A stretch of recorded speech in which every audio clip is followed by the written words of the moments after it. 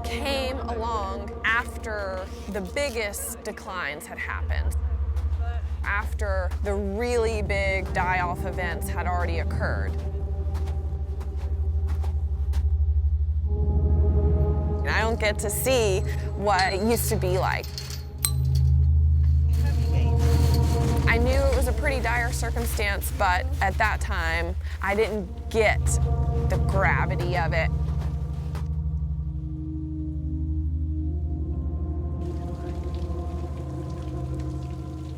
It's easy to think about what was, but every year there's the chance that something could be different.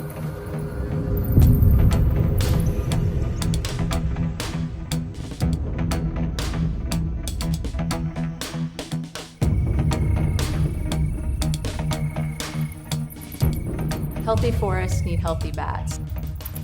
They play a critical role in the health of ecosystems. Bats are one of the most overlooked yet economically important animals that we have here in North America. There's never been a time in history bats needed help more.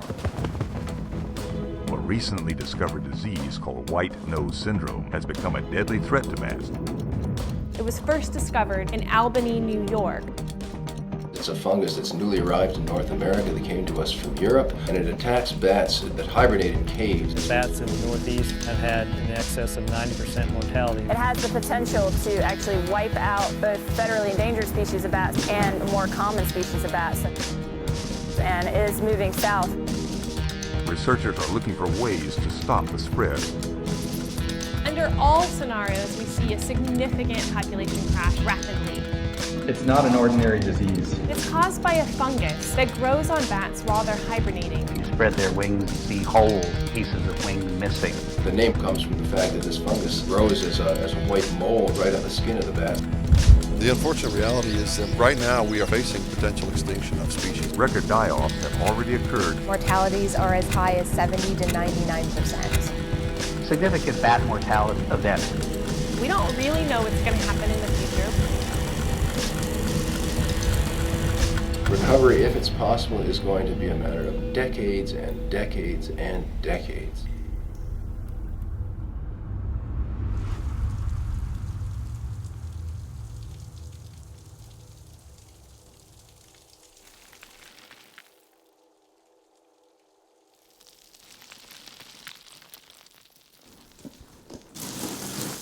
With these cave surveys we do, we go in some really remote places to find bats.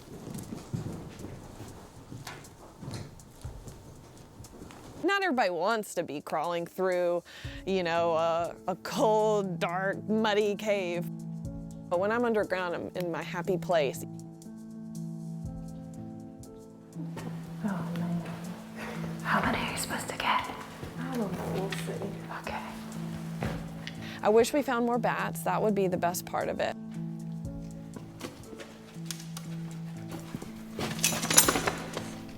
Bats are so scarce that you have to really take a fine-tooth comb with your flashlight, to every wall and every surface and every rock. It's a needle in a haystack times 10, I can't say whether it looks like it has signs of white nose or not. It's that hibernation thing. That's the key, is the reason that white nose really affects bats. It's a cold-loving fungus, so it thrives in cold, dark, humid conditions. So caves and mines are perfect for it, and that's where bats hibernate in the wintertime. And this tunnel was always one that had a ton of myotis. Oh, really? Mm-hmm. Oh. It was like the best spot. No kidding. Maybe we'll see somebody. All over the ceiling. Oh. I wish that were still the case.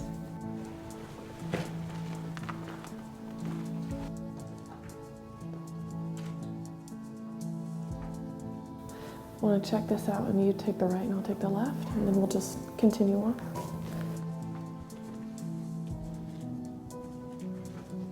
This wildlife pathogen just impacts bats. It doesn't impact people, it doesn't impact other wildlife. Just having this fungus growing on the bat and it's trying to hibernate causes the bat to wake up more frequently.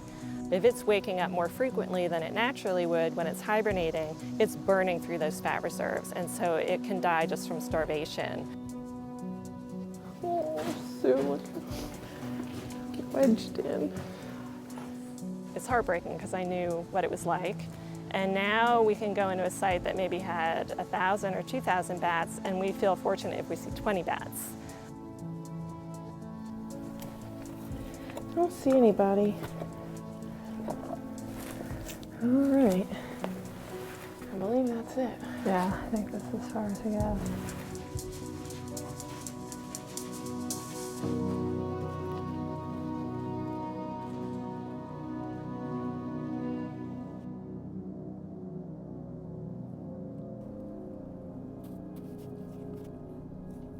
Many bat biologists talk about like the good old days before we had to wear latex gloves, before we had to use bleach or alcohol with all of our gear, that kind of stuff. It is a ton of work, but since it's just part of it, we're just used to it and we just do it. And if you care, like we all do, it's worth it, you know? It's just an added step to kind of protect them.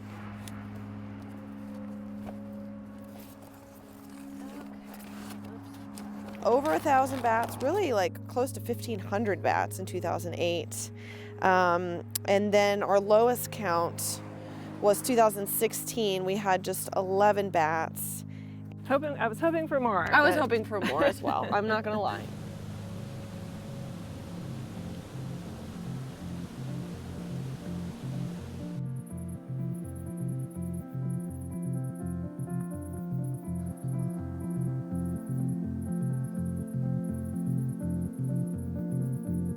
A lot of people you talk to, they remember a time when they would sit on their back deck in the evening and they would see a bunch of bats flying around in their backyard and they would notice them and appreciate them.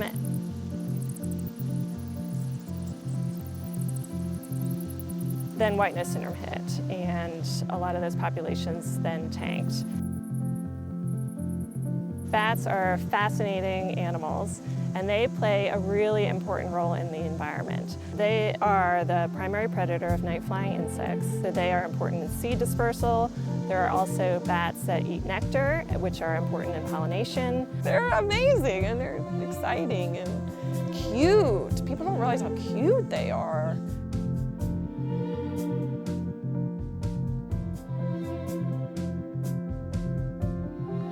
They're very clean animals, which, you know, a lot of people think that they're not. They constantly groom themselves. They're little pigs. They eat a lot of food. They're not constantly mad or irritated or frustrated like people think they are.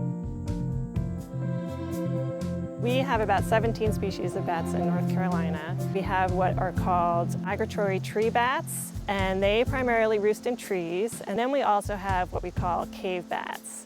And cave bats, during the winter, roost in caves.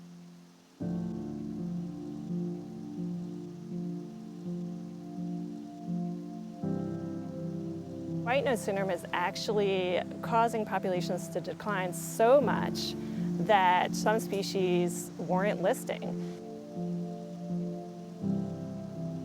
Indiana bat, northern long-eared bat, little brown bat, and tricolor bat just seen, staggering declines. My role is to survey and monitor bat populations across the state of North Carolina. The clock is ticking is how I feel all the time.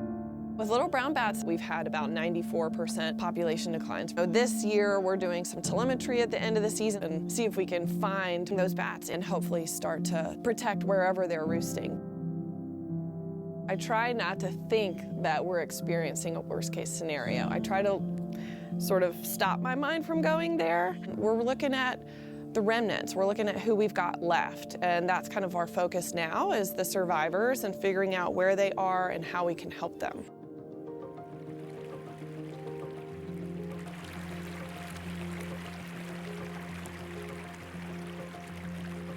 I always have high hopes at the start of the netting season.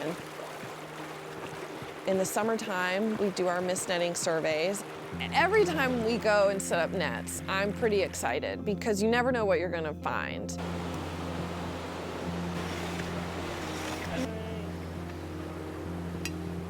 A mist net is simply a net that we use to catch flying animals. And we set these nets up around sunset. We have a lot of survey data from the years after white-nose hit that's pretty puny. Some nights where we caught no bats or 2 bats. So you look at that and you say, this has the potential to be one of those nights.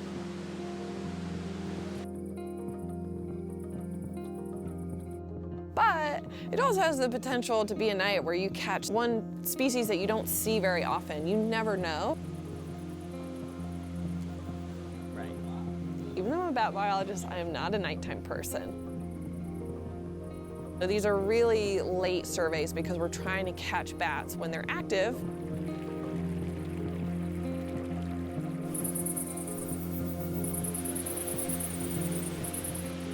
Okay, I think I'm net A, you're B, you're C?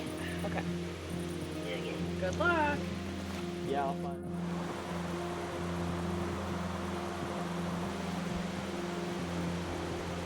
Before white-nose, they had to net this site with so many extra people than what we have tonight.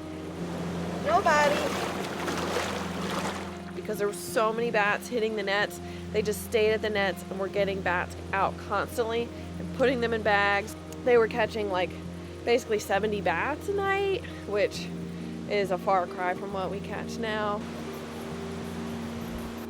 We're able to catch bats in these nets. We check them every 10 minutes. It's definitely a worthwhile survey type because we actually can see the bats in hand. 3.5. Wing score, please.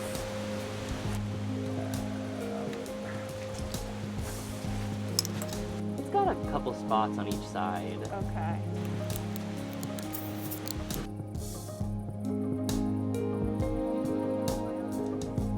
We measure them, we write down what species they are. Okay, we just have the bands. And then we put a little metal band on them that has a unique letter and number code. So if we ever caught that bat again, we could look it up in our database and see where we initially caught it and how old the bat could be. Okay, it's time to check. I'm on net C.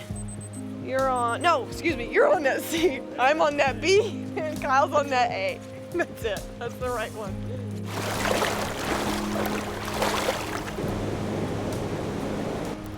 Aha, thank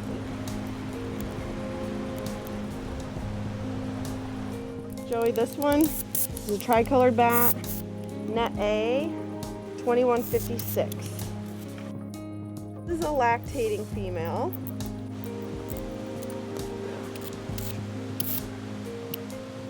Zero on the wing score. Go, baby. There we go.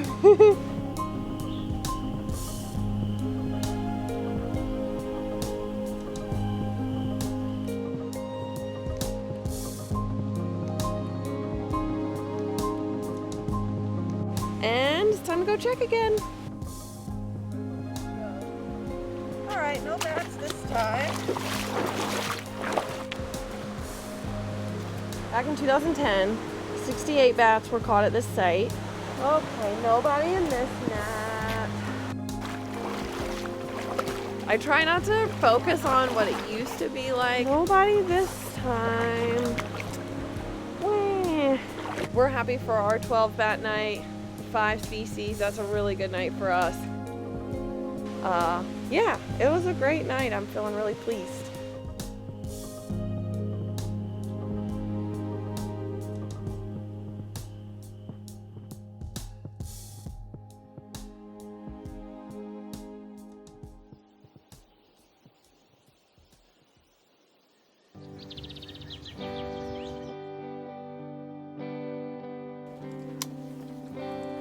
I came into this job right out of grad school. It is a big weight to take on.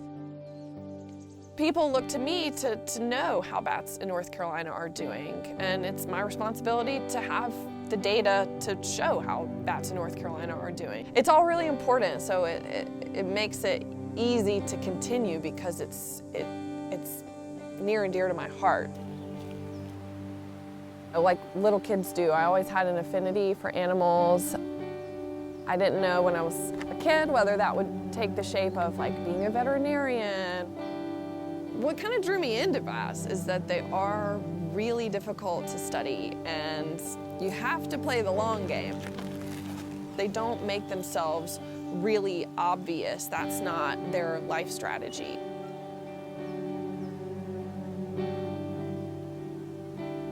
They need champions, bats do. There's a bunch of pups in there. I feel, a sense of like I need to protect them. It's just like kind of a calling. I just feel like that's something I'm meant to do. I'm meant to protect these bats in whatever way I can. It's just totally worth it to keep trying really hard, to keep putting in the effort for these bats because they're worth it, kind of intrinsically. Like I feel like all animals are worth being here and worth us caring about. All right, that was a good survey.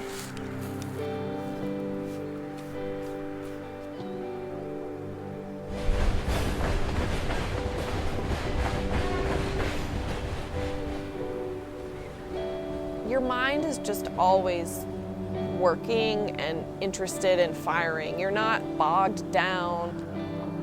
Even the days that are hard, I feel really lucky to be a field biologist. There's no other job I would want to do. This is it. The chance that I get to find more out about these bats and to help them is something I'm really grateful for. I don't take that for granted.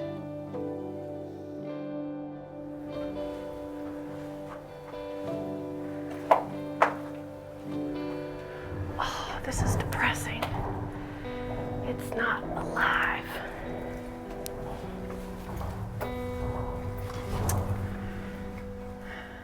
It's a tricolored bat, and it's dead. That's a bat that we've seen a big decline from white nose syndrome, and we sometimes find them dead like this. But it's very sad when we do.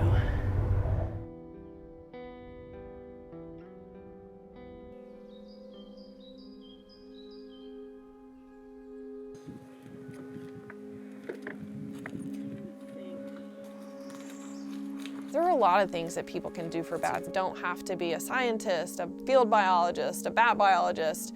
You can be anybody and do something good for bats. Putting up bat houses is a great thing. That way, bats have a roost.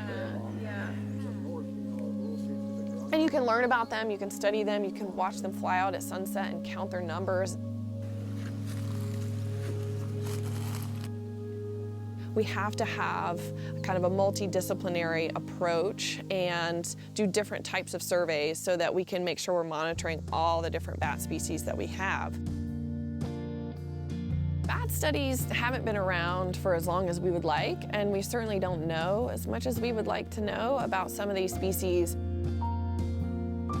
Early studies focused on a lot of work inside caves over and over and over, even in one winter. Now we know that's too much disturbance. Technology has majorly changed. We can sort of just spy on them. Bats are nocturnal, they are active at night. Just like us, when it's dark, they couldn't see anything. They produce high-frequency sound called echolocation. They use that sound to detect objects, to navigate in space.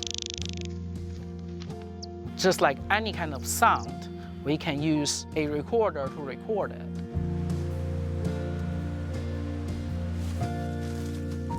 I have been doing this statewide acoustic monitoring in North Carolina for 8 seasons. I always love this location. Selfie time. Part of my acoustic analysis is to go through those recordings to tell what species was recorded at where. Right now, you're looking at the basic bat acoustic calls. The software tells me what species was recorded at where at what time. And this is quite exciting. When you can see the bat calls are getting closer to each other. This particular call sequence you are looking at, here we could tell this particular species of bats, May 31st, around 9:46 in the evening, was trying to catch an insect. And that presence data is what we will use to analyze the distribution of the bats. There are so many questions we don't know about. We don't know about those endangered species, and we don't even know anything about the common species.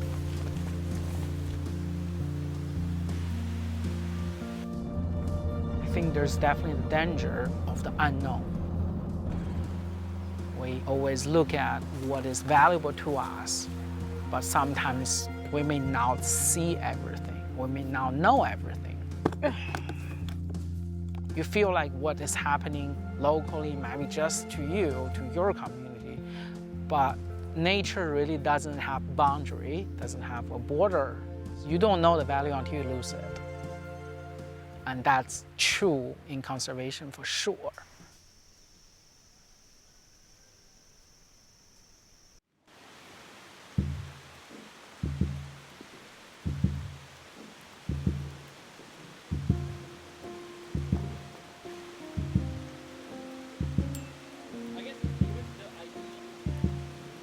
Halfway through the season is when I usually get kind of a lull. I sort of get weighed down by being really tired, working around the weather, which can be really challenging. Cold going up. I'm ready to sleep, I'm ready to go on vacation. You kind of just gotta go with it. With bats in particular, we have a pretty short season for doing our mist netting surveys. Got another meter. You can't cancel. You've got to just push through.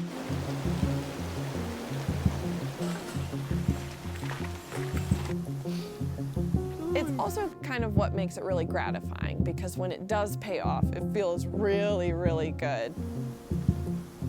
Northern long-eared bats used to be relatively common on the landscape here in Western North Carolina. We really don't even see them anymore. We haven't seen one in a single cave or mine since 2014. We haven't caught one since 2018, and we only caught one that summer, you know, so we didn't catch many. Nobody. Come on, bats. When white nose syndrome came through, they really declined.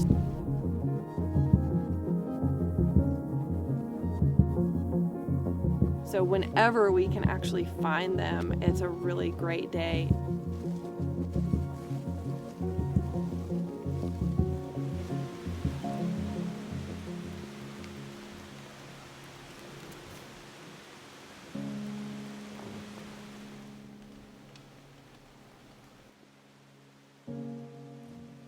It's an adult female lactating, 0 wing score.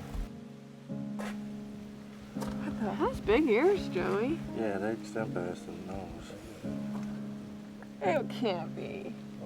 We can't be that lucky.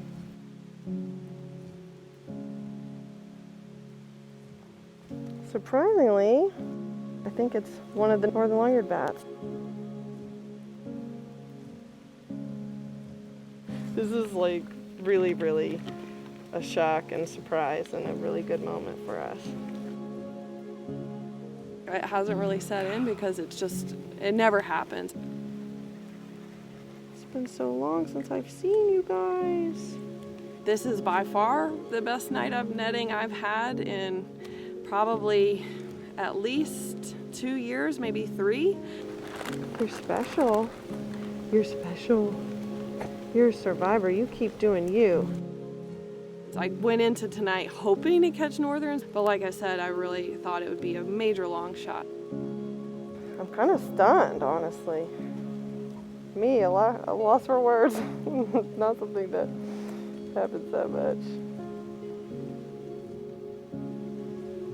Mm-hmm.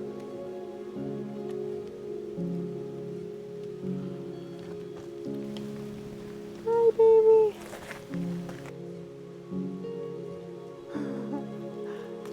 Wow. Wow, Joey. Will you give me a high 10?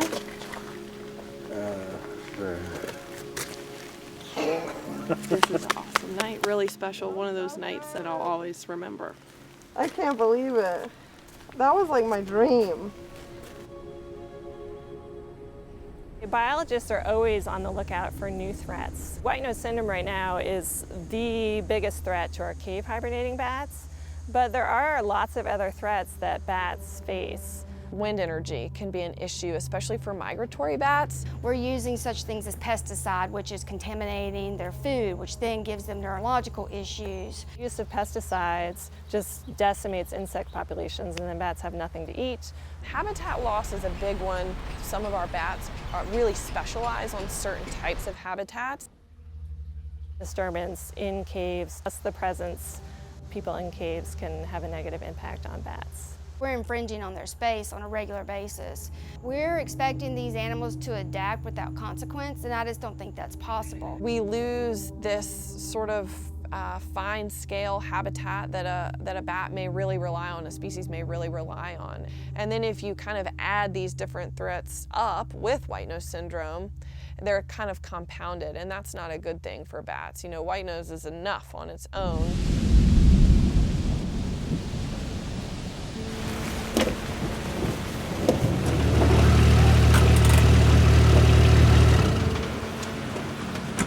So let's do it real quick. This is who I am, this is who I work for, and then I want to do a safety briefing too. So I'm Johnny Wills, I'm the zone wildlife biologist for the Nantahala National Forest. Catherine Etchison, wildlife biologist with the Wildlife Resources Commission. And I'm Jim, friends call me Crash. I answer to both. So this is a mine we're going to, not a cave. It was a mica mine. This mine historically had northern long-eared bats hibernating in it. With white nose syndrome, we haven't seen any long-eared bats in a while, but there are tricolored bats still using it, and they're about to get listed too. And people do go in these mines for whatever reason. It's just hard labor that we're doing today, but we want to be safe about it, careful.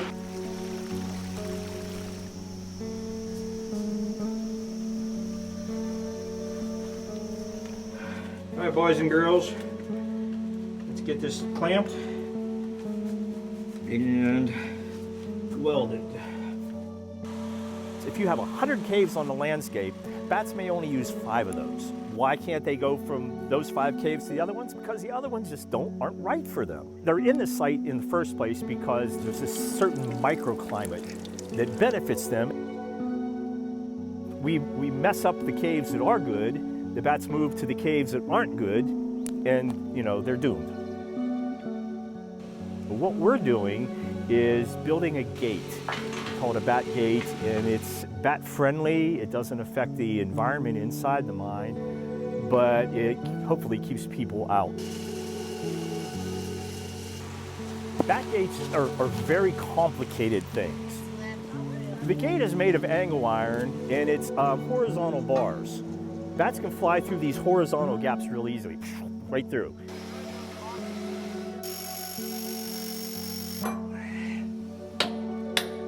It only takes one jerk to go in a mine and kill all the bats to, ruin generations of work. We're slowing the degradation. This is it. This is all we've got. And when this is gone, there's nothing left. We're already losing species at an alarming rate. We have to kind of hold the front as much as possible.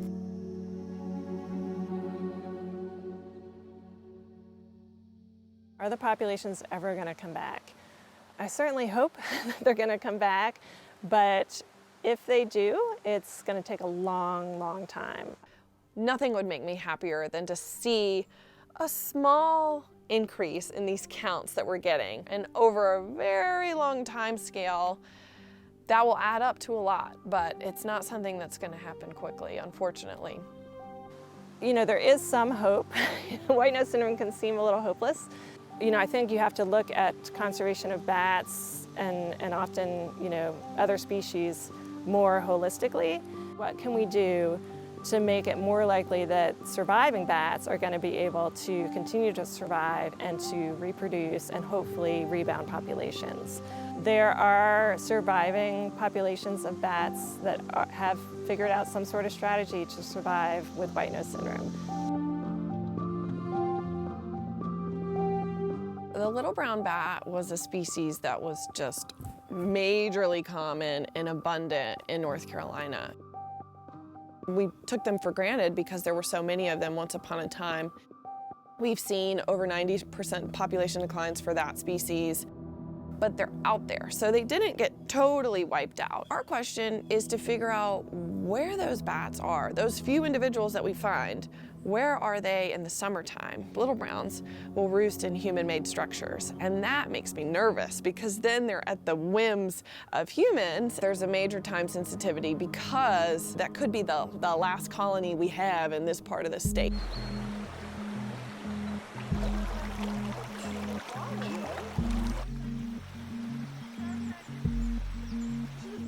This is our final night of the netting season.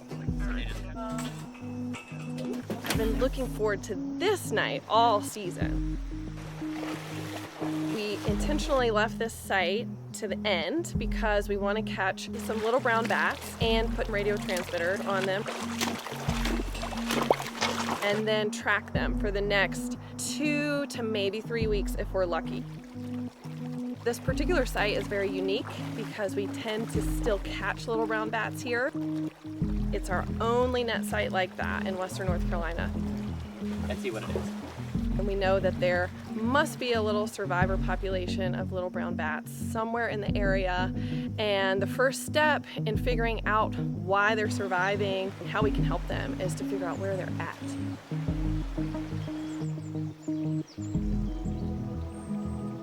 We've been thinking about this for years. How are these bats still here? How are we able still to catch them every year?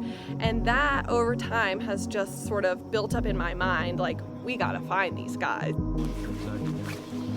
Here we go. This is the beginning of what might be a really long effort. Nothing.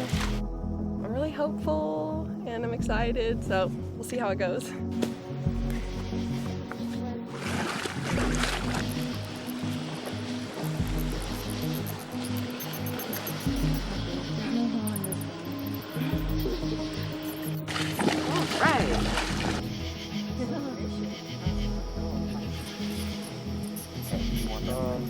Back in the bag. Weight is 12.5.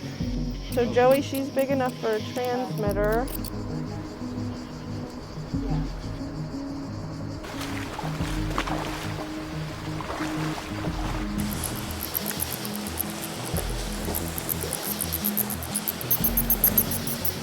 This is the first hurdle because we really gotta get 4 little brown bats, but more than that, they've got to weigh a certain amount to be able to put a transmitter on them. These transmitters only last for like 21 days, so we gotta use them soon.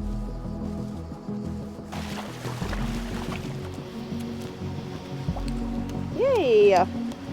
First bat in this net.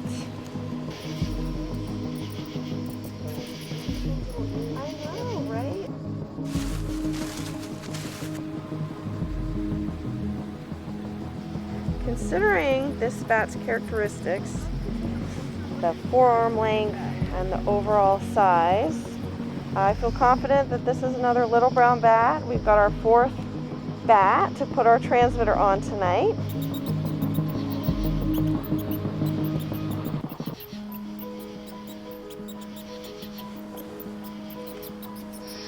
It's hard to put into words. I feel a lot of things at once, but not tired somehow. It's 1 a.m., not tired. Next, we've got to find these bats. So our work is totally not done yet. We've got all 4 transmitters out, and now tomorrow we'll come out here, we'll start at this site, and we'll try to see if we can hear their transmitter signals.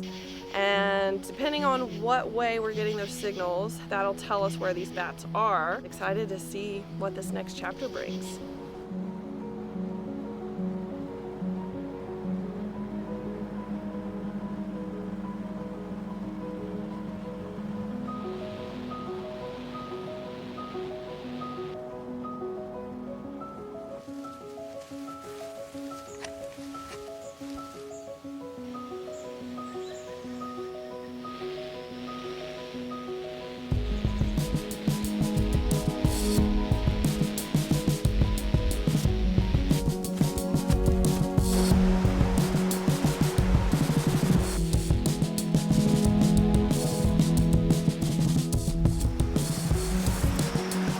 Getting nobody.